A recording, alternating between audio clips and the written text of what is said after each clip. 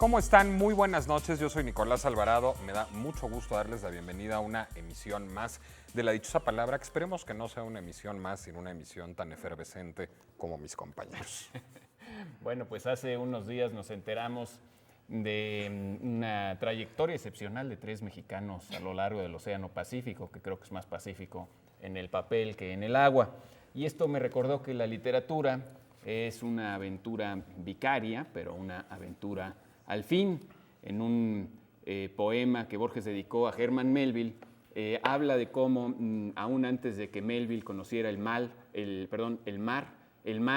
ya lo había poseído en ese otro mar que es la escritura. Si nuestras vidas son los ríos que van a dar a la mar, que es el morir, siempre habrá algo de esperanza en la historia de unos señores que tomaron el mar como si fueran unos ríos y en vez de ir a dar al morir, fueron a dar a las costas de Australia para podernos contar más tarde su increíble y confusa historia. Soy Pablo Boullosa, buenas y navegables noches tengan todos ustedes. Hace poco llegó un correo de una tocaya mía, una Laura, que no dijo su apellido, pero que dijo unas cosas que me dieron mucha gracia y me hicieron reír y que comparto con ustedes esta noche. Dice, hay quienes dicen que hacerlo parado fortalece la columna, boca abajo estimula la circulación de la sangre, boca arriba puede ser más placentero. Hacerlo solo es rico pero egoísta, en grupo puede ser divertido, en el baño es muy digestivo, en el carro puede ser peligroso. Hacerlo con frecuencia desarrolla la imaginación, entre dos enriquece el conocimiento, se puede hacer sobre la mesa, sobre el escritorio, antes de comer o en la sobremesa, sobre la cama o en la hamaca, desnudos o vestidos, con música o en silencio. No importa la edad, ni la raza, ni el credo, ni el sexo, ni la posición. Leer siempre es un placer. Buenas noches, yo soy Laura García. Bueno, yo traigo una frase del joven Gandhi. Es que la escribió cuando estaba joven. Dice, la diferencia entre lo que hacemos y lo que seríamos capaces de hacer bastaría para resolver la mayor parte de los problemas del mundo. Si no les da pereza pensarla, es muy buena frase. Yo soy Eduardo Casar. Bienvenidos. Bueno, y además, hoy, si viviera, cumpliría 123 años, una mujer que no solo revolucionó nuestra concepción de la moda, sino que además fue una de las inteligencias más brillantes del siglo XX. Coco Chanel, a quien alguna vez alguien le dijo que todo, el gusto, la tristeza, la desgracia, la alegría, que todo está en la cabeza. Y entonces Chanel contestó que ya que todo está en la cabeza, más nos vale no perderla.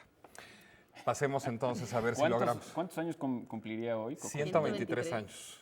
Qué barbaridad. Pero parecería de 100, porque era una mujer que se conservaba mucho. Sí, pero todavía le dicen a los niños, duérmete que ahí viene Coco Chanel. Ahí viene Coco Chanel. Bueno, vámonos a nuestras dichosísimas preguntas para no perder la cabeza y que nos perfume aquí un espíritu de Chanel las ideas. Y tenemos aquí una de Alfonso Berrón que nos pregunta cuál es la diferencia entre lenguaje, idioma y lengua. Buena pregunta esa. Porque por lo general se usa, muchas veces se usa indistintamente. El lenguaje sería, digamos, todo sistema de signos que sirve para comunicar. Y entonces, en ese sentido, hay también un lenguaje icónico de las figuras, un lenguaje gestual, ¿sí? Cuando alguien mete un gol, todos se llevan la mano a la cabeza, eso siempre pasa, ¿no?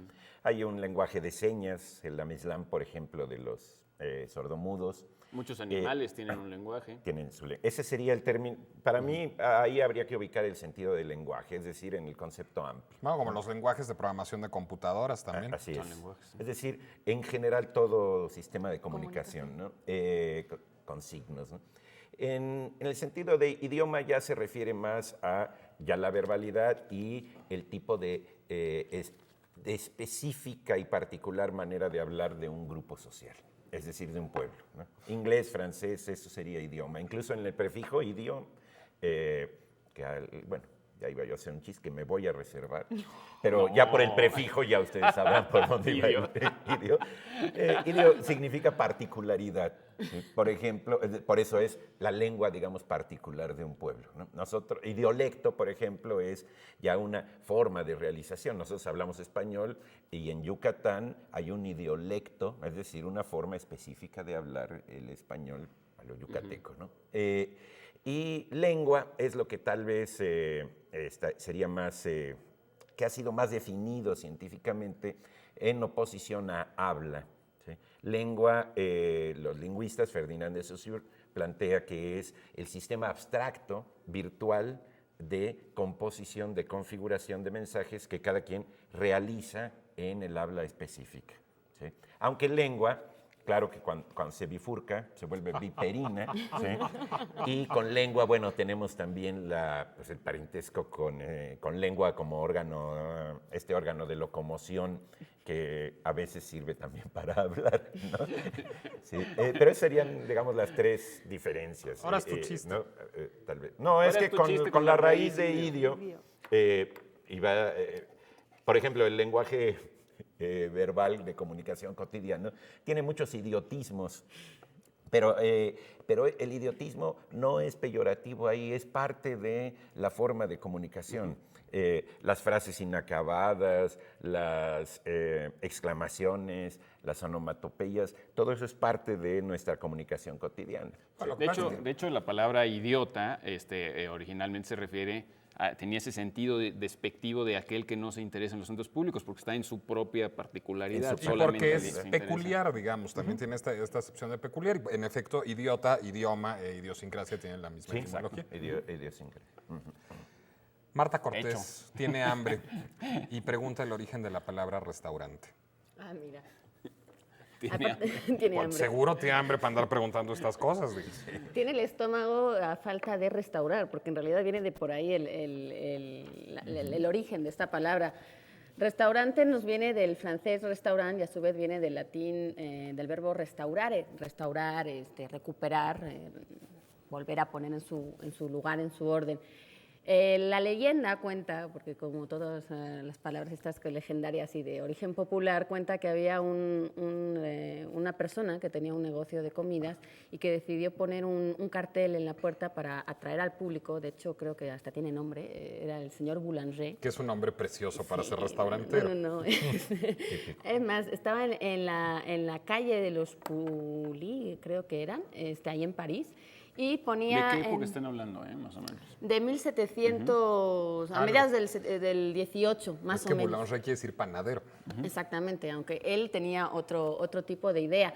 En principio, antes se decía que restaurant era lo que se le denominaba a un caldo de carne, porque era lo que restauraba los estómagos. Este señor lo que hizo fue poner un cartel que ponía en latín, que poca gente leía entonces el latín, y mucho menos en Francia, pero bueno, que decía algo así como de que vengan a mí los hombres que necesitan, que tienen los estómagos débiles o que sufren, que yo los voy a restaurar.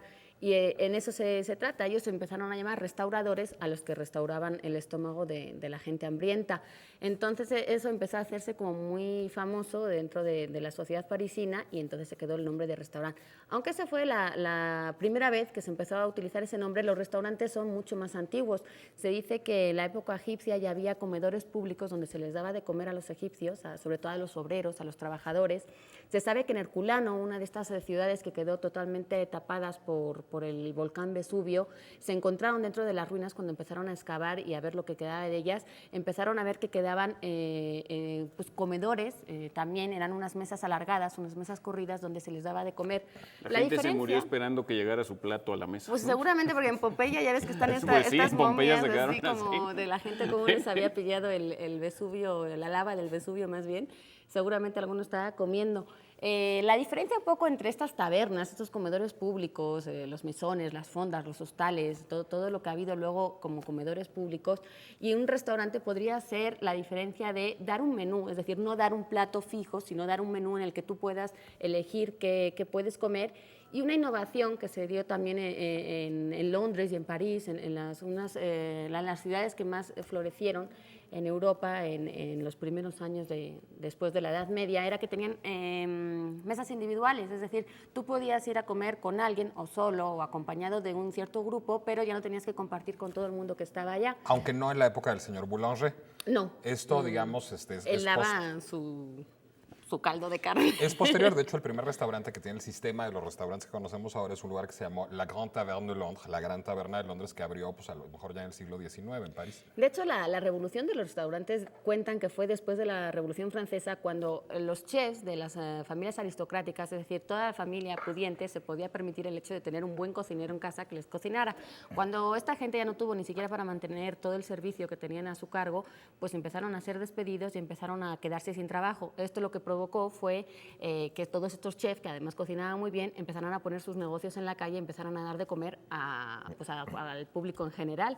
Y bueno, pues actualmente ya un poco como cosa ortográfica se dice restaurante en español, pero también la academia utiliza la palabra restaurant, terminado así Irán sin la T y con un acentito en la A. Restaurant con T, en principio la academia no lo mantiene, aunque sí hay diferentes ortografías que dan mucho de sí. Y bueno, pues todo el mundo pelea por saber cuál fue el primer restaurante. El panhispánico de dudas desaconseja, porque siempre es muy amable. Políticamente correcto. Desaconseja restaurant, ¿sí?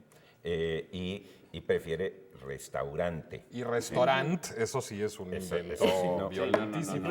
Incluso, por ejemplo, en restaurar, en la acepción de restaurador, se habla de quien maneja un restaurante. Nosotros ya no lo usamos así. Le decimos algo así como restaurantero. Sí, no, ¿sí? ya no es un restaurador. Pero está dentro de las acepciones. Claro. Los diccionarios siempre tienen ciertas acepciones que ya han muerto, pero que se mantienen en pie, como el CID.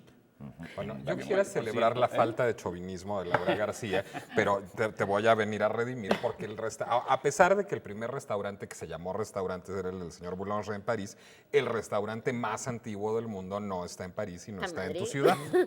¿Ah, sí? Casa Botín se jacta de ser de los primeros que se pusieron, no sé si en el siglo XVII ya tiene una plaquita, y es de los pocos que cumplen centenarios, porque realmente el restaurante es un negocio muy cambiante y que se viene abajo enseguida, entonces hay pocos que tienen su plaquita de ya hemos cumplido. Bueno, Aunque es París, curioso porque hay quizás muchos hay varios, restaurantes donde sí sientes que tardan como 100 años en servirte, pero no se cumple ese centenario, ¿no? Digo, el restaurante es nuevo, pero tardan 100 años en servirte por algún misterio. El tiempo interior y el tiempo cronológico. Y en sentido muy estricto, pues un restaurante, un lugar que te restaurara, pues tendría que servirte ostiones, ¿no? En México, al menos. Por lo menos. Eso dicen. Oigan, quisiera yo Vuelve a la darles vida. la dichosa palabra, pero antes de eso quiero invitarlos a que asistan, bueno, ya si tienen como mucho tiempo y presupuesto, o si viven directamente ahí, a la transmisión que vamos a hacer en vivo en Jalapa, Veracruz, el próximo sábado. Vamos a estar en la Feria Internacional del Libro Universitario Jalapa 2005, ahí en el Museo del Transporte. Esto es a 1,5 kilómetros, 2006, ¿verdad? Si la 2005 2006. ya hubiera tenido que estar con la máquina del tiempo. Es la FILU 2006. La FILU 2006, esto está ubicado al kilómetro 1.5 de la carretera Jalapa-Coatepec, allá en Jalapa, Veracruz. Ojalá nos acompañen. Y bueno, les doy la dichosa palabra. Díganos el nombre, o mejor dicho, la palabra que, digamos, se puede utilizar como adjetivo, como sinónimo de semanal, o como sustantivo, como sinónimo de semanario. ¿Qué palabra es sinónimo de semanal o de semanario? ¿Y qué se pueden llevar si nos contestan correctamente? Bueno, se pueden llevar uno de los volúmenes de las obras completas de Ricardo Garibay, ni más ni menos. Es el volumen que trae las obras de teatro y cine, publicó una cortesía de Océano y del Fondo para la Cultura de Hidalgo, Conaculta y alguna otra entidad o institución cuyo logo no alcanzo a discernir. También tenemos Rembrandt, La vida de un pintor de retratos. Este es un libro de David Spence de Editorial Trillas. Y por supuesto, como cada sábado, tenemos ejemplares de la revista El Huevo, que en esta ocasión trae en portada a Maná, que todavía se raya, trae un reportaje sobre la década de los 90 y también trae una entrevista exclusiva con los Chick Corea. Con Chick Corea, sí, es Oye, qué bien. espléndido músico de jazz al que tuve el privilegio de entrevistar hace poquito. Bueno, ¿tenemos tiempo de otra palabrita o ya nos tenemos que ir a unos mensajes? Una rápida. Unas No, de las- esta de no las del es. público. Ah, bueno, las del público. A ver, Eduardo, ¿tú tienes? No, pero tú tenías unas del público, ¿no? Yo tengo cuál es la acentuación correcta del apellido de Alfred Nobel. Pues ya ves que nos lo hizo Susana Caballero, que anda por aquí. Pues ya dijiste Nobel, de Sí, pues Alfred no. Nobel. Y en realidad sí, Nobel, que es el apellido de Alfred, el que hizo los famosos premios Nobel, se escribe con B y bueno, pues aunque no normalmente no se acentúa, sí se dice... Pero se pronuncia a menudo también Nobel, ¿no? En español lo pronunciamos Nobel justamente porque No para tiene pronunciarlo acento. Nobel habría que ponerle el acento, pero la verdad es que yo no sé cómo se pronuncie. Lo que pasa es que hay en otra sueco. palabra, Nobel con V, que es como nuevo, un conductor Nobel. En Sí, ese caso para sí, diferenciarlo. tendría que ser. Ahora, yo como me lo aprendí como Nobel, aunque dicen que es Nobel, físicamente no me sale. Habría El que premio preguntar Nobel como de literatura Teotihuacán, no te suena bien, sí. ¿verdad? Pero habría Ajá, que sí. preguntar a algún sueco. Ya ves que luego nos llaman... A ver Ah, si sí, hay sí, un sí, sueco en el sí, sí, público. sueco en el Ojalá público. sea tan amable de contestarnos si se Porque pronuncia ya ves que Nobel luego o nos Nobel. regaña por cómo pronunciamos Sí. los rusos. Sí, y que diga esto es el colmo o Estocolmo, como quieran, ¿no? Que nos saque de esa duda. Bueno, vámonos a unos mensajes. Regresamos con más en un momentito de la dichosa palabra. Ahora volvemos. Por cierto que entre otros regalos les tenemos también uno que se llama monogramas y que les vamos a dar en un ratito más. Ahora venimos. Es que ahora... Otro regalo para la dichosa palabra. Monogramas, de Juan Pascoe. Edita la Universidad Veracruzana.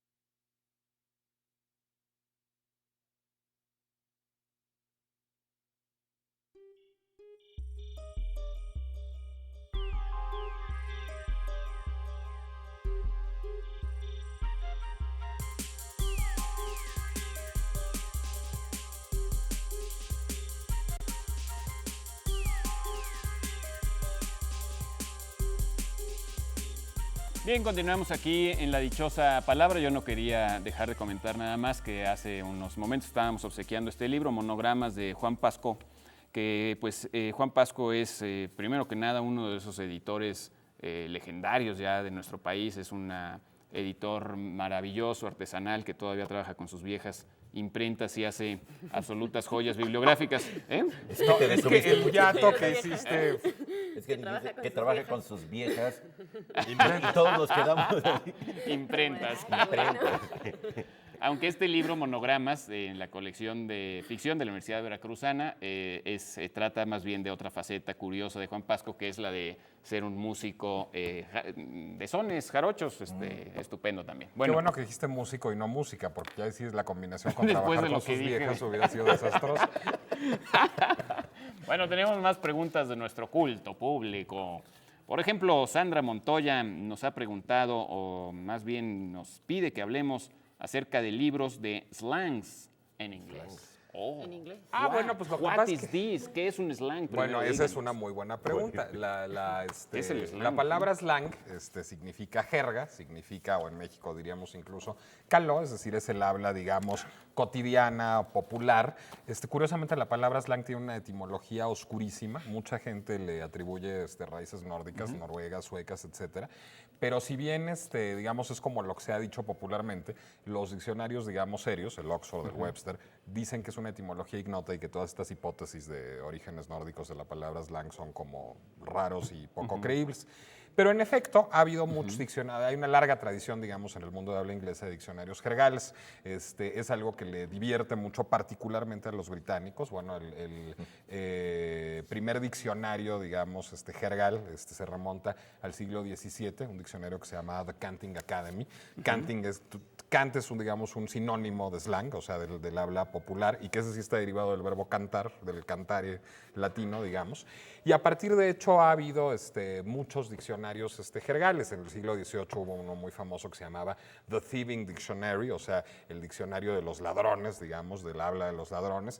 Hubo uno del siglo XIX también muy famoso llamado Dictionary of the Vulgar Tongue, diccionario de la lengua vulgar, que todavía luego se consigue en librerías de viejo. Y creo que hay una porción importante de las definiciones del Dictionary of the Vulgar Tongue que están subidas a internet. Pero bueno, todo esto es como histórico. En cuanto a diccionarios jergales actuales, en inglés, diccionarios de slang en inglés, yo podría recomendar varios. Bueno, primero hay un libro precioso, de veras un libro que yo sí leo en inglés, les recomiendo muchísimo, que es el Brewster's Dictionary of Phrase and Fable. En el siglo XIX, a finales del siglo XIX, un señor llamado Brewster, un lexicógrafo, decidió que los diccionarios eran muy aburridos, digamos, que no recogían las expresiones jergales, pero que además no recogían los mitos, no recogían las frases hechas, no recogían la sabiduría popular, no recogían las leyendas, y que había que recoger todo esto, digamos, en un diccionario. Y así se compuso el Brewster's Dictionary of Phrase and Fable, que sigue siendo un diccionario, digamos, que incluye una parte importante de términos jergales, aunque no de manera preponderante. Pero ese diccionario tiene un hijo muy divertido, que es el Brewster's Dictionary of 20th Century Phrase and Fable, es decir, es el diccionario Brewster de expresiones y fábulas, o digamos mitos, del siglo XX, que es un libro que está dedicado a, digamos, listar y definir todas las expresiones jergales o muchas de las expresiones jergales en inglés que fueron acuñadas en el siglo XX y además muchos de los mitos populares del siglo XX. Es un libro, también es una lectura divertidísima per se, es decir, hojear este libro es francamente una gozada. Y luego hay muchos diccionarios jergales editados por casas editoriales importantes. Hay un diccionario Oxford de slang, de términos jergales, creo que se llama The Oxford Dictionary of Modern Slang, así es. Este es un libro que, digamos, se dedica solo al slang. Por cierto, al no haber una autoridad central, además para la lengua inglesa, los diccionarios suelen incluir muchos slang. Si uno se mete al Oxford English Dictionary, a este gran diccionario inglés, encontrará muchos términos de slang. Lo que hace el Oxford Dictionary of Modern Slang es simplemente sacar los términos de slang moderno y ponerlos en un diccionario. También hay un Webster, un diccionario de slang Webster. No tengo, digamos, el título como preciso en este momento. ¿Y dónde se consiguen en México, por ejemplo? Pues en Amazon lo puedes pedir por internet. Yo tengo, por ejemplo, un diccionario que se llama A Browser's Dictionary, que es una colección amplia de diccionarios diseñados, no tanto con énfasis en slang, aunque incluyen mucho slang, pero diseñados para que todas las palabras que encuentres sean divertidas, es decir, que lo que te cuenten de la palabra sea realmente divertido. Es a browser, un diccionario para abrirlo y empezarlo a ojear en la página que sea. ¿No? ¿Y no hay y es muy divertido. equivalente a eso en español? No, ¿verdad? Por desgracia. Yo el diccionario de mexicanismo sería lo más parecido. Pero el mexicanismo Pero no son slang, ¿no? No. O sea, de repente te llegan palabras que son propias de México, pero porque vienen de indigenismo. Bueno, yo creo que yo podría recomendar el de lengua larga de nuestro amigo potosino Eduardo López Cruz, si no recuerdo mal su nombre, que es un diccionario que trae no solamente muchos mexicanismos, sino o todos los que usamos normalmente, sino que además lo adiciona con mucha pimienta y contando divertidas las historias. Es realmente eso, un diccionario que puedes abrir en una página y empezar a leer frases que has oído por ahí o palabras y que es muy divertido. Hay libros con orígenes de palabras curiosos, pero como tal, como jerga, hay como intentos de diccionarios, digamos, que son también hipótesis, son como cosas muy subjetivas y muy particulares, que lo que hacen es un poco promover la gracia y la risa, pero no es nada ahora, serio. también habría que entender una cosa muy interesante, que es que la misma jerga, para ya traerlo al ámbito del español, la misma jerga o la germanía, que es sinónimo, no quiere ser sujeta a un diccionario. De hecho, cuando Balzac, en una de sus novelas importantes y célebres, esta sobre las mujeres de la vida alegre, ¿cómo se llama? Bueno, no recuerdo, sobre ahorita se me va, es acerca de la vida de estas mujeres cortesanas y todo esto. Él lo que hizo fue recoger el idioma que estaba en ese ambiente. Esplendor y miseria de las cortesanas. Esplendor y miseria de las cortesanas. Él lo que hizo fue recoger ese slang, esa jerga de ese submundo de las ciudades donde estaba el mundo de la prostitución y de todas ellas, y lo armó la novela, una novela estupenda por muchos motivos, y ese es el idioma que empleó. Pero después, cuando el libro llegó a manos de la gente que iba a esos lugares y vio que estaba ahí todo, dijeron, ya no funciona. Entonces volvieron a inventar nuevas palabras, las cambias. Es decir, eso pasa todo el tiempo. Cuando los muchachos inventan una forma de decir quién sabe qué, primero es una cosa así, de unos grupos pequeños, luego empieza a pegar más. Y cuando ya llega a las televisiones y se hace una película con eso y el título, ya realmente el término ya perdió su vitalidad. Eso hay que recogerlo de todas maneras. Por eso la idea del Brewster, o sea, el Brewster's Dictionary of 20th Century Phrase and Fable es muy buena porque lo acota al siglo XX. Claro. Por supuesto, cuando yo sea un viejecito y lea ese diccionario, me va a dar mucha risa cómo se hablaba inglés en aquella época. Pero bueno, lo que permite es la documentación Y de las la nuevas jerga de generaciones aquella nadie época. te va a entender, porque un poco lo que tiene un diccionario es que espera un poquito a ese vocablo que se asienta y que no es una moda pasajera, sino que realmente ya tiene un cierto tiempo dentro del vocabulario como para merecer un sitio en un diccionario. Entonces, por eso la jerga muy difícilmente se incluye. Sí, bueno, y hablando también del slang, a mí me tienen que auxiliar porque yo ya perdí. Bueno, Nos están dicen que diciendo ya que tenemos que ir a la pregunta bueno, pues especial, voy a pero dar la antes yo quiero pregunta acabar especial. rapidísimo mis recomendaciones bibliográficas. La casa editorial Signet también tiene un diccionario de slang importante y finalmente hay un libro muy bueno, que no me acuerdo el autor, pero se llama Wicked Words, que es un libro no solo de slang, sino sobre todo de slang agresivo. Es como un diccionario de insultos que vale muchísimo la pena. Me acuerdo de la editorial es Three Rivers Press.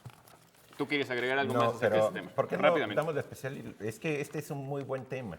Bueno, Tiene que vamos, ver con eso. pero vamos a seguir con este tema después de que demos la especial. La pregunta especial de esta noche dice lo siguiente, ¿cuál es? Es una pregunta difícil, la verdad Sí, está esta sí difícil. está. Palabra de origen árabe, debe ser de origen árabe, que designa a la rodaja de naranja o de limón que se añade en alguna bebida.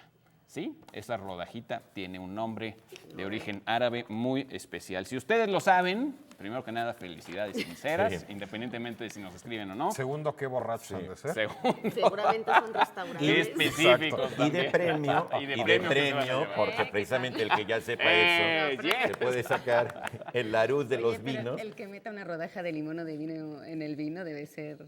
Bueno, Debe Debe ser, merecidísimo. sí, pero de no todas digas formas. la... No, digas No, una rodaja de Una naranja rodaja. o de limón. Esta es una verdadera enciclopedia sobre los vinos. Cuando van en la página 20 ya están medio mareados. Es realmente es la gran cosa. Psicosomático. Además, Psicosomática. fíjate, pesas el volumen Sí. y tiene cuerpo. Tiene cuerpo. Tiene cuerpo. ¿Y Es un sabes? libro Y que tiene aroma. cuerpo y Tiene aroma. un como aroma también, otoñal, ¿eh? Muévelo Con una cosa así como de fresas salvajes. Sí. Amaderado. Ahí. Ese es muy bonito tema, dicho sea de paso. La enología. Sí. La enología, cuando tienes la palabra, entonces reconoces el sabor. Si no tienes el código, dices, pues está bueno o malo. Y ya, ¿no? Es interesantísimo eso. Me sabe a... Bueno, yo siempre les he, digo, ¿Qué más? perdón por la ignorancia, pero yo siempre les he buscado infructuosamente a los vinos los acentos de fresas y de chocolate y de vainilla y de, De no sé qué. madera. Te los bebes y ya. Pues está bueno o no está bueno. Básicamente para mí, que soy muy lego. Pues Bueno, si a ver. vieron la dichosa palabra de la semana pasada, vieron que estuvimos en la UAI, en su unidad de ejército, y allí el rector nos ofreció unas becas para regalar dentro de nuestros oyentes y telespectadores. Así que hoy les hacemos ese ofrecimiento y para las 20 primeras personas que nos respondan a la palabra especial podrán optar a las 6 becas que están regalando en la UAI, 3 de licenciatura y 3 de posgrado. Requisitos, pues ser mexicanos, tener un promedio inicial de 9, y ser alumnos de primer ingreso. Además de estos 20, para seleccionar a los 6 que podrán acceder a esa beca, tendrán un examen de evaluación los días jueves 24 y viernes 25 de agosto en unos horarios que les ofrecerán ahí dentro de la UAI. Pero Así fíjate, que anímense porque están bien interesantes todas las opciones que vimos que se podían estudiar dentro de la UAI. En el examen de evaluación, por cierto, les obligan a hacer las coreografías de Village People. Es muy importante para estudiar en la web. Las becas son muy buenas porque son de 50%, no del primer semestre ni nada, la es carrera. de toda la carrera completa. Y son becas para estudiar este año, empezaría en septiembre de 2006. Es decir, si tienes 15 años no puedes pedir la beca ahorita y No vaya a esperarte ser que cuando luego, termines no. la prepa ya tomarla, ¿no? Es mejor decir, no tienes que tan a largo estar plazo. ya madurito, ya a punto de entrar. No, pues los ¿Ok? exámenes son ya el 24 y el 25, así que anímense porque es una buena Muy bien. oportunidad. Bueno, ¿Qué y otra cosa? tenemos también 10 pases dobles para ir, como de costumbre, al Circo Atay de Hermanos, miércoles 23 de agosto a las 5 de la tarde. O también pueden ir a las 8 de la noche ese mismo día. Tenemos 10 pases dobles para las 5 de la tarde, 10 pases dobles para las 8 de la noche del 23 de agosto para ir al Circo Ataide. Si el 23 de agosto tienen algo mejor que hacer, ya sé que como doy lata, pero entonces no pidan los pases porque le quitan la oportunidad a alguien que sí pueda ir. Sí.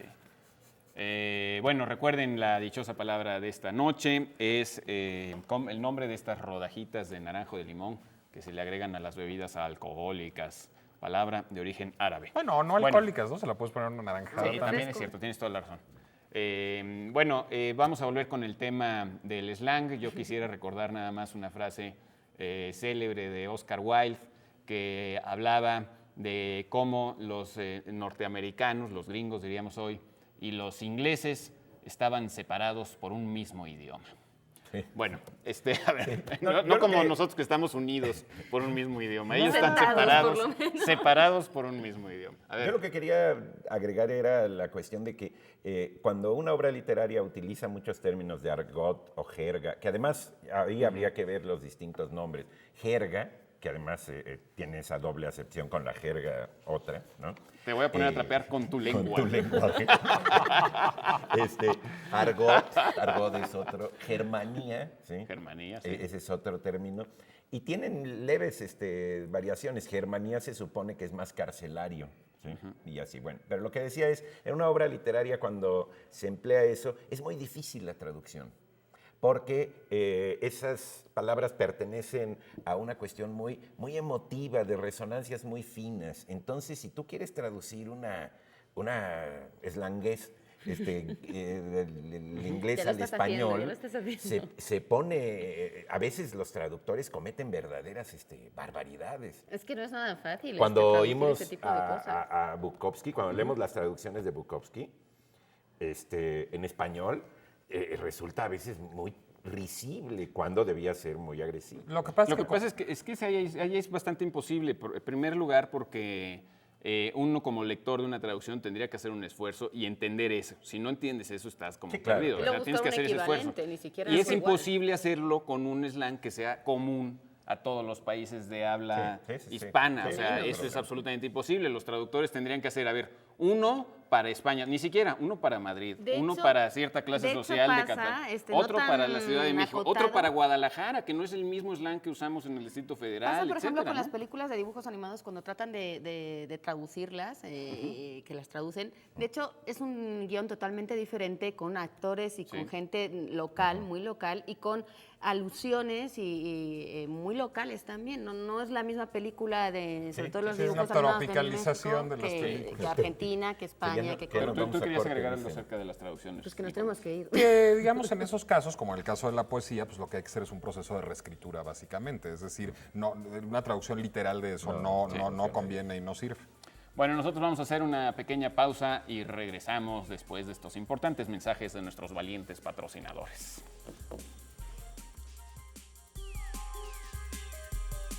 Otro regalo para la pregunta especial.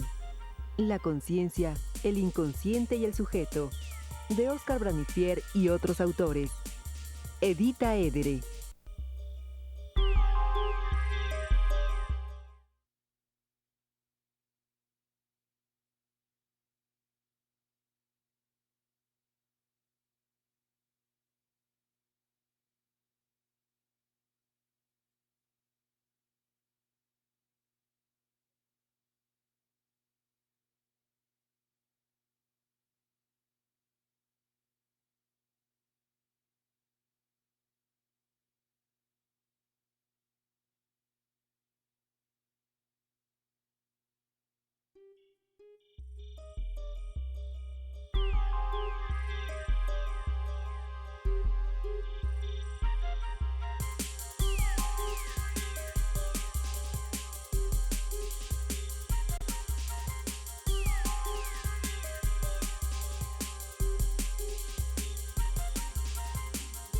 Regresamos aquí a la dichosa palabra.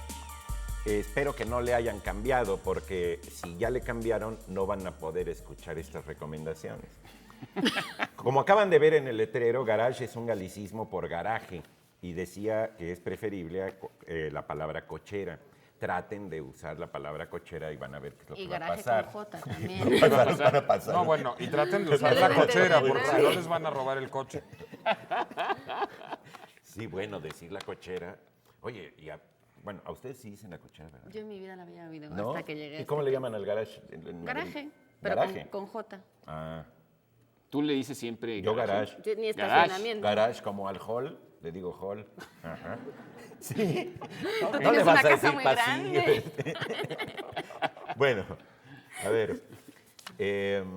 Los términos, Mirna Luna, que de dónde vienen los términos derecha, centro, izquierda referidos a la política. Qué buen tema, además. Qué buen tema, porque depende en qué país y Lo en digas. qué momento. Digamos, ¿de dónde vienen? Originalmente vienen de Francia. Eso sí tiene una respuesta clara. Eso tiene una respuesta clarísima. Es decir, después de la Revolución Francesa, cuando se reúnen los Estados Generales en una asamblea constituyente para dotar a Francia de una constitución, entonces, bueno, de alguna manera había los dos grupos representados de manera más importante en estos Estados Generales, era por una parte la burguesía liberal y por otra parte la aristocracia monárquica y conservadora. Y por azares del destino, pues se sentaban juntos porque uno siempre se quiere sentar con sus amiguitos en esos trances. Como los salones de la escuela. Como en los salones de me cae gordo y no me siento con él. Pero digamos que por azares del destino, la burguesía liberal tendía a sentarse a la izquierda del presidente de la Asamblea y la aristocracia monárquica tendía a sentarse a la derecha del presidente de la Asamblea. Y fíjense que a pesar de mis problemas de lateralidad lo hice bonito. Pero más que la constituyente, ¿no es la asamblea que sigue? La de No los es ya la jacobinos. primera. Es la de los jacobinos. Sí. Lo que pasa es que era un derivado de la una misma vez. asamblea, es decir, es a partir de ahí que se construyen los montañados, digamos, y los monárquicos, las dos Que ese es muy facciones. interesante, porque también a los montañeses se les decía así porque estaban en la parte alta de, De la, la cámara. Como cámara. hoy en México se le llama el Bronx, alguna parte también muy lejana y más oscura de la Pero que también son, del digamos, Congreso, ¿no? como los diputados de origen más, pues digamos, Peleón. peleonero. Bueno, pues se ha venido a unir las dos cosas, Se han pero el venido Bronx sí uniendo queda las dos cosas. retiradito. No, absolutamente. Pero bueno, cuando oímos esto nos suena muy sensato, pero está raro eso de que los burgueses y liberales sean la izquierda. Y lo que pasa es que la izquierda siempre es relativa, es decir, cuando la opción es la monarquía, pues por supuesto que la agenda de los burgueses liberales políticamente sonaba más progresista. La izquierda, digamos, normalmente se interesa por una mejor repartición de la riqueza, por un mayor énfasis en las políticas sociales, y bueno, eso se parecía un poco más a los burgueses liberales franceses de aquella época y menos a los aristócratas monárquicos. Pero conforme han ido avanzando los años, las nociones, bueno, el centro, por supuesto, pues es lo que queda en medio de estas dos posiciones, al ser, Que le llamaban Un el poquito de llano, cada. ¿no? Así es. En aquella asamblea. ¿El qué? el El llano. El llano. Sí.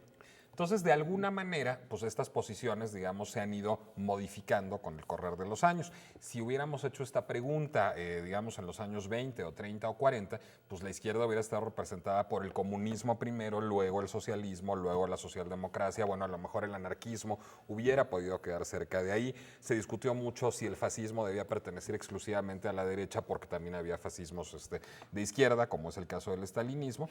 Y en la derecha, digamos, siempre estaban pues aquellos que tenían menos interés en la política social, más interés en defender, digamos, la propiedad privada como agenda En quedarse como estaban, preponderante casi, ¿no? y quedarse como estaban, pero también es cierto que está la ultraderecha, es decir, los movimientos supremacistas, nazis, fascistas, etcétera, que también forman Estaban parte en el pasillo ya. de la derecha. Bueno, esa es la ultraderecha. Pero eso También es cierto que mucha gente piensa que el espectro no es una recta, sino un círculo y que los extremos se tocan. Bueno, porque muchas veces la extrema derecha y la extrema izquierda son casi idénticas, ¿no? Lo vemos una y otra vez. Y a partir de eso, además yo les recomiendo mucho un sitio web que se llama politicalcompass.org, en donde un politólogo y un periodista postularon una cosa que se ha postulado mucho en ciencia política recientemente, que izquierda y derecha han dejado de ser definiciones válidas, es decir, tras la caída del comunismo y la erradicación de los fascismos, pues izquierda y derecha no nos dice mucho para entender el espectro político. Entonces lo que hacen ellos es trazar un eje izquierda-derecha y cruzarlo por un eje liberal autoritario. Y entonces le ponen 4 extremos, digamos, en uno Como sitúan... liberal autoritario. Sí. O es liberal o es autoritario. Es decir, aquí diría están yo, los ¿no? liberales, Ajá. aquí están los Ah, ok. autoritarios, aquí está la izquierda, aquí está la derecha, y digamos uno políticamente se coloca en algún punto de ese eje. Digamos, tienen como ejemplo de autoritario de izquierda Stalin, liberal de izquierda Gandhi, autoritario de derecha Hitler, liberal de derecha Ayn Rand. Y entonces a partir de eso uno, digamos, puede situarse y situar a los políticos en el cruce de distintos ejes. Y por supuesto que las izquierdas y las derechas están en crisis hace tiempo porque, digamos, se antoja ahora insuficiente para explicar la actuación política y, bueno, la ideología, palabra que también está en crisis hace muchísimo tiempo, de los partidos políticos y de los Sí, políticos. yo no sé qué tanto Hitler realmente estaba a la derecha. Sé que estoy diciendo una estupidez y ya me van a regañar. No, muchas tenía personas. muchas políticas de Bueno, izquierda, pero tienes se llamaba razón. nacionalsocialismo y realmente propugnaba una intervención del Estado casi total en la economía. Eso no sería hoy de de izquierda. Eso Justo no sería hoy de derecha. Por sería de cosas izquierda. así, esta gente postula que era un autoritario de derecha. Es decir, el estudio que hacen este politólogo y este periodista es que este estatismo de Hitler pertenece a su vertiente autoritaria. Sí, una bueno, cosa lo es un que tema que promueves siempre- y otra cosa Sí, es lo además Que que nunca vamos a comportas. dejar es un contento tema, a nadie sí. con eso, ¿no? Y por ejemplo, el centro se siente el ombligo del mundo. Eso no significa México. No, bueno, pero es La cierto, dichosa palabra. es cierto que el centro es más taquillero siempre en términos electorales y que eso ha obligado a los partidos tanto de izquierda como de derecha a correrse al centro. Es un fenómeno Bueno, también no de En las necesariamente términos modernas. siempre, electorales ¿no? y en términos sexuales también. Ah, Sí, bueno. sí. La dichosa palabra, aquí tengo otra dichosa palabra, pero es solamente una, ¿no? Sí, es Por- sí. la del... Es Palabra un que- sinónimo de... Sinónimo de semanal. Ajá. Palabra que empleada como adjetivo significa semanal y empleada como sustantivo significa semanario. Exacto. Esa es nuestra Sí. dichosa palabra. Así Para es. quien diga esta palabra tan bonita, por cierto, tenemos... Muy francesa, además, también. Tenemos Pensamiento Musical de Ferruccio Busoni, una selección, traducción y prólogo de Jorge Velasco, cortesía de la Universidad Nacional Autónoma de México, y es una de las partes de la trilogía dedicada a Ferruccio Busoni, Muy bien. que no sé de qué. Un músico italiano. Voy yo. Tenemos entonces también el libro El retorno de la diosa de Daniel Magaña Duarte por una cortesía editorial Plaza y Valdés para los que estén interesados, digamos, en las divinidades femeninas, en este estudio que va desde las filosofías orientales hasta Fromm y a Heidegger, les puede entusiasmar, se lo vamos a apartar a Germán. Y también tenemos ejemplares de la revista Ciencia y Desarrollo, que siempre tiene cosas fascinantes. Algunos dirían fascinantes de derecha o de izquierda, porque lo mismo te habla de huracanes que de los genomas, etcétera. Trae también un artículo bueno acerca de cómo el conocimiento es la llave del mundo competitivo.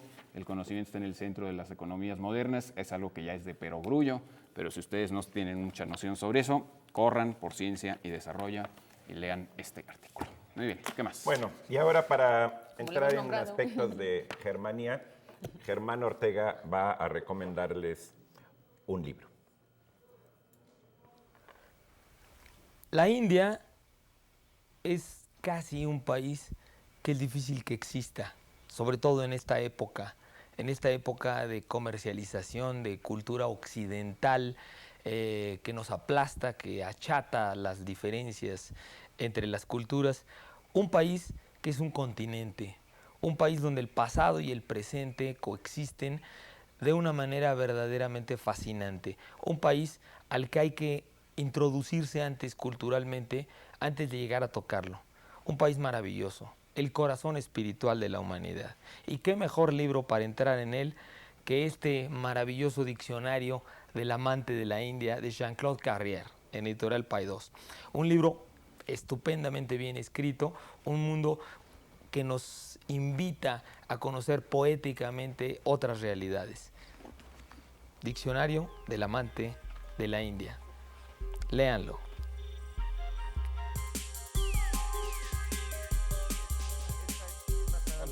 La de- Es muy amplia, sin Sí, duda. es que estamos viendo qué dichosas son sus palabras y acabamos de ver Bueno, que... Yo puedo hacer un comentario.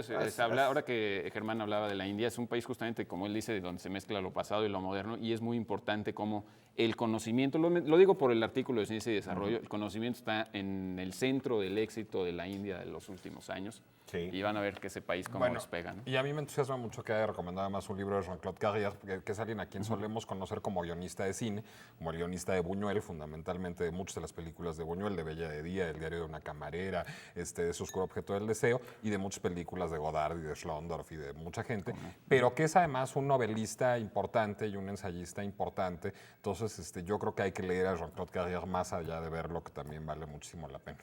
Hombre, brillantísimo. Y ahora ya, entonces, ¿qué? si andamos con esas recomendaciones, la serie esa que recomienda de Diccionario del Amante de la India, hay Diccionario del Amante de Venecia, Diccionario del Amante de la Cocina, Diccionario del Amante de Egipto. Grecia y de Egipto. El de Grecia es muy bueno Y del también. Islam. Y de una noche. Y son buenísimos. Sí, ¿No hay el Diccionario diccionario del del amante de Amante una noche, no? No, no hay. Una no hay. lástima, hombre. No, esas son lecturas de paso. Sería un manual. Bueno, tenemos una pregunta del público. Tenemos una pregunta de Luis Ernesto Gómez Díaz, que está por aquí, que se muestre, Que se está ha mostrado mostrándose. Luis Ernesto Gómez Díaz, que nos preguntas si, digamos, hay una regla para escribir 1000 o millones con letras, o no con letra o no con número.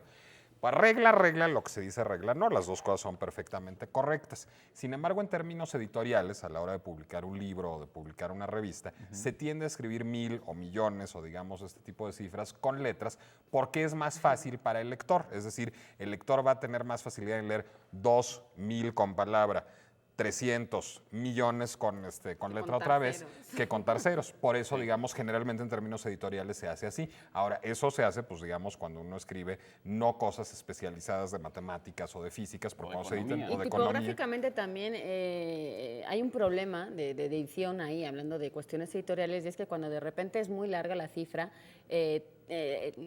tiende a cortar las palabras donde no debe. Es decir, si 1 millón de repente toca 1 y Sí, 3 ceros en una línea y los otros 3 ceros Ah, no, en la eso no otra, se puede cortar. Eso eso no se puede cortar, no se cortar. puede Entonces, muchas veces lo que se intenta también es evitar este tipo de cuestiones tipográficas que quedan feas más que incorrectas, porque pues, no es nada cómodo leer así las cifras. Bueno, y hay Y- una práctica nacional que es horrible, que yo también quisiera aprovechar para decirlo, Para y que los denunciarlo. matemáticos estarán de acuerdo conmigo, que es separar las centenas por comas, cosa que nos encanta hacer en México. La coma y el punto decimal son exactamente lo mismo, para eso sirve una coma. Entonces, es En España absurdo se usa poner... más que punto una coma, Pues ¿no? sí, no me digas estas alturas cuando ya me acostumbro. No, pero es que es absurdo poner 3,00 para escribir 3000, 3,0000. Entonces, ¿qué sería? Un espacio, digo, si editorialmente quieres que se note en dónde están los millares, pues pones un espacio, Pero ahí no volvemos a comas. lo mismo, es por una cuestión matemática y sobre todo Sí, bancaria. es que las comas son muy prácticas cuando, no hay estás haciendo céntimos, cifras. ¿Sí? sí, cuando hay centavos y cuando hay céntimos y cuando hay fracciones, sí es muy necesario luego distinguir lo que es la Pero la es que las fracción comas del- son decimales, como los puntos. Y otra cosa importante, ya que hablaba de 1000 y de millones, que da pie a muchísimas confusiones, sobre todo en los periódicos mexicanos, que es que en Estados Unidos 1 billón son 1000 millones. Y en México 1 billón es 1 millón de millones, o más bien en el mundo hispano llamamos billón al millón de millones. A ese Y en el billón. mundo anglosajón se llama billón al millar de millones. Eso se llama en español una cosa muy rara que se llama millardo, que está recogido del francés, que es una O palabra sea, terrible. el billón de anglosajón en español se llama Millardo. millardo, pero no se usa. Y en los periódicos cuando se dice la deuda de 3,000 millones o de 3,000 billones y se traduce, suele traducirse billones por billones y es un multiplica craso el dinero. error. De ahí que haya Es un una craso error revista- y da una cifra totalmente alocada. De ahí ¿no? que haya una revista que se llama The Billionaire y no haya una revista que se llame El Billonario, porque pues no habría quien la leyera. Bueno, nos vamos a un corte y regresamos a seguir contando ceros.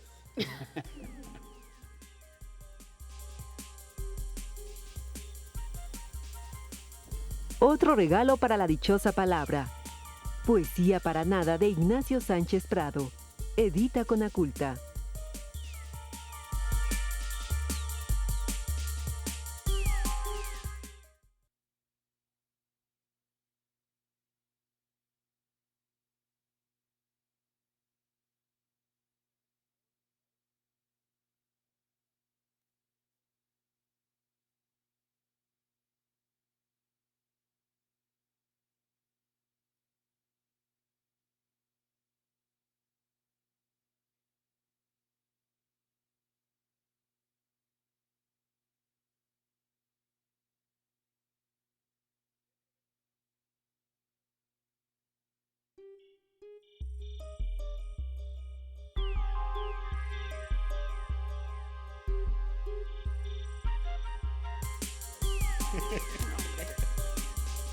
Seguimos en vivo en la dichosa palabra esta noche con más preguntas. Esta de Luis Alberto Fregoso nos pregunta Oye, qué significa. Perdón, Laura, yo creo que antes de abordar otra pregunta sería tiempo bueno de la- hacerlo de las la beca becas. para que les dé tiempo.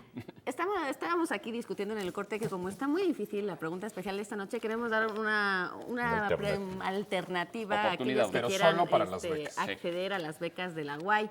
Queremos darle otra definición, otra, por así decirlo, dichosa palabra extra esta noche para aquellos que quieran conseguir las becas. Entonces les vamos a pedir la palabra que responde a miedo irracional e irreprimible a las alturas.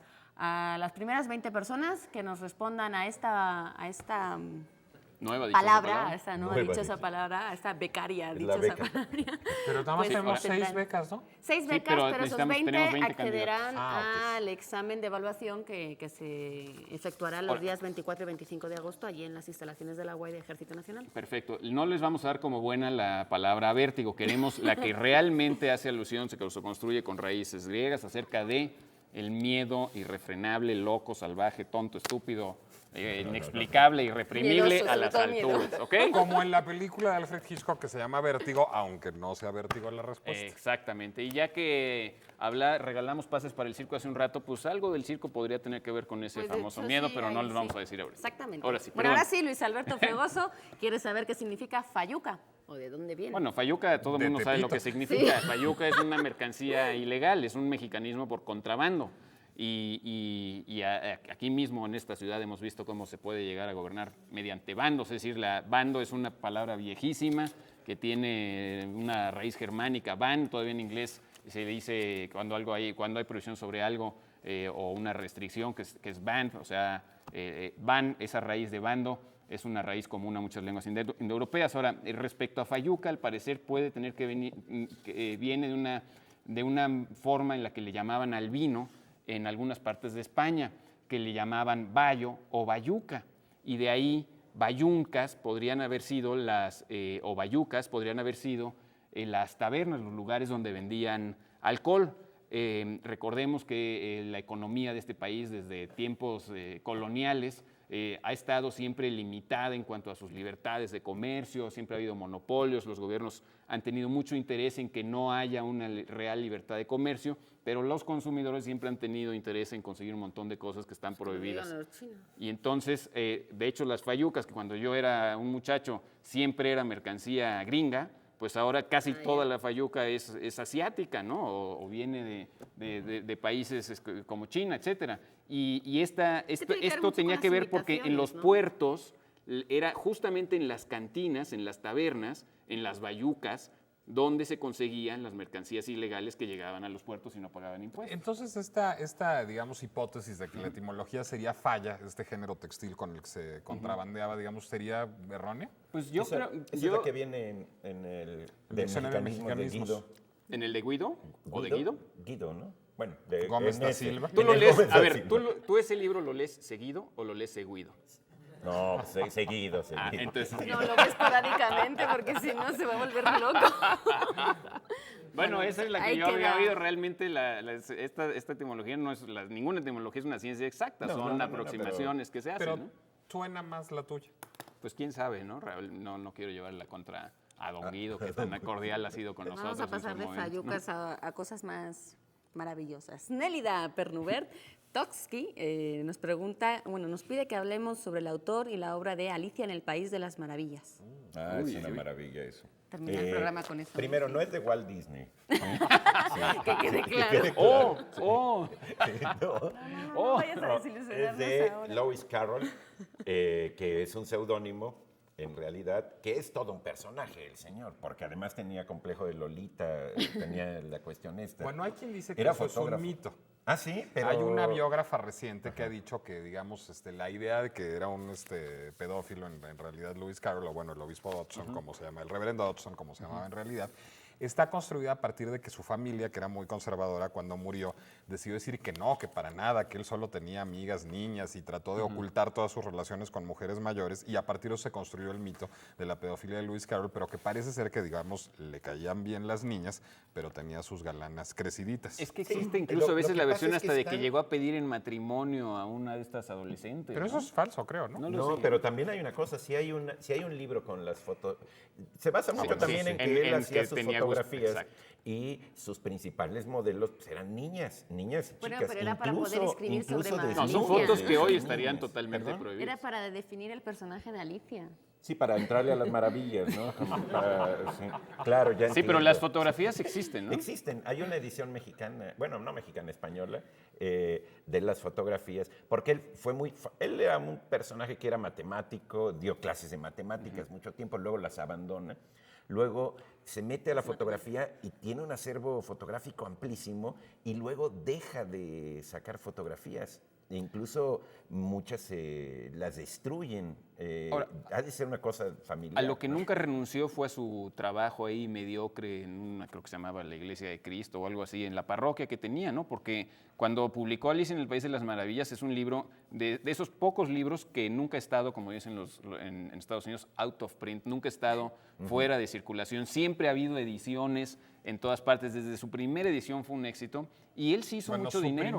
Primera, no, porque tenía un error tipográfico. Esa la sacaron de circulación. Y ahora vale, la Rápidamente. acaban de subastar, creo que en Sotheby's por $1,5 millones. Esa primera una cosa así. edición Esa que se primera sacó de edición, circulación. de la cual creo que sobreviven 28 ejemplares o una cosa Ya. por el Ahora, Bueno, pero desde que el los libros chiste- se puso a la venta al público siempre fue un éxito y se hizo rico, o sea, hizo dinero el señor En vida, vendiendo. además, Claro. ¿no? Que- Alicia en el País de las Maravillas hay que leerlo, porque tiene muchos juegos verbales y muchas cuestiones de orden, digamos, de sin razón, metidos sobre la tradición de los disparates y los disparatarios ingleses. Del nonsense. Del ¿Cómo nonsense. traducirías nonsense? Es disparate a lo mejor. Sin Bueno, yo he sentidos, oído ¿no? como sin sentidos Sin sentido, o disparatarios. es como más ¿no? precisa, ¿no?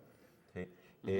Metido dentro de eso es un mundo realmente de fantasía y tiene también, o sea, la recomendación es leerlo. Hay una segunda Niños y parte grandes. que es Alicia a través del espejo, del otro lado del espejo. Y hay un poema que tiene Lewis Carroll que es una maravilla, que se llama La casa del Snark, donde nunca sabemos qué es el Snark. Y Y lo que ya pasa nos dentro. vamos despidiendo Ya porque se creo nos acabó que el tiempo, pero Hay que lean Alicia leerlo. en el País de Hay las que Maravillas. A lo leerlo. mejor habría ¿Quieren que saber? retomar, si bien es el Retomemos. siguiente Sí, hay que programa, retomar, porque yo les Rafael quiero hacer una Patricio. recomendación Pero en el siguiente cinematográfica programa que perversa. creen, aparte de retomar esta pregunta, vamos a tener el gusto y el placer de irnos hasta Jalapa. Allí será el próximo programa de La Dichosa Palabra, el próximo sábado 26 de agosto, con motivo de la Feria Internacional del Libro Universitario Jalapa 2006, con sede en el Museo del Transporte, ubicado en el kilómetro 1.5 de la 1.5, ahí sí. O coma 5, si De Sí, la la quieres. respuesta carretera de la dichosa palabra. Jalapa-Coatepec, en Jalapa, Veracruz. Ahí estará la dichosa palabra y les esperaremos a todos ustedes. Es momento de decir las respuestas de nuestras dichosas y múltiples palabras de esta noche. Palabra que empleada como adjetivo significa semanal y empleada como sustantivo significa semanario. Nos referíamos a la palabra hebdomadario y no sé qué me pasa hoy con la lengua, el lenguaje y todo lo que No, me pero pasa tu esta pista noche. fue muy buena porque en efecto en francés la palabra normal para decir semanal es hebdomadaire. Y la especial. Bueno, la especial. La especial tenía Palabra que ver de con esa origen árabe rodaja, que designa la rodaja. de naranja o de limón, que se decía luquete. Luquete era esa palabra de origen árabe que estábamos buscando esta noche. Y no sé si la podemos última. dar también la dichosa de las becas. Nos lo vamos a guardar para responder ahora sí por correo electrónico o por teléfono a las personas que hayan acertado y que serán las que accedan a ese examen en la UAI. Queremos dar las gracias esta noche a un público muy numeroso y muy atento que ha estado Muy aquí con elegante. nosotros. El Club de Lectura Syngenta Corporativo, que amablemente se acercó esta noche hasta los estudios. Muchas gracias por estar aquí. Esperamos que se hayan divertido por lo menos. ¿Cuándo se junta ese club de lectura? ¿En dónde se juntan? Ah, tienen oficinas centrales y toda la cosa. Estos sí están bien corporativos. Tienen oficinas centrales, no hay dónde, perdón. Bueno, pues a todos ustedes esperemos que también ¿Colonia se hayan del divertido Valle? esta noche. Nicolás, Pablo, Eduardo, nos tenemos que Laura. ir porque hay que irse ya a Jalapa. más cosas. Hasta el Para sábado que- que viene, les esperamos en la repetición del lunes. Nos vamos a ir andando a Jalapa, o sea que ya hay que ir. No, sí, Nos tendríamos vamos que a ir haber a empezado Jalapa. antier.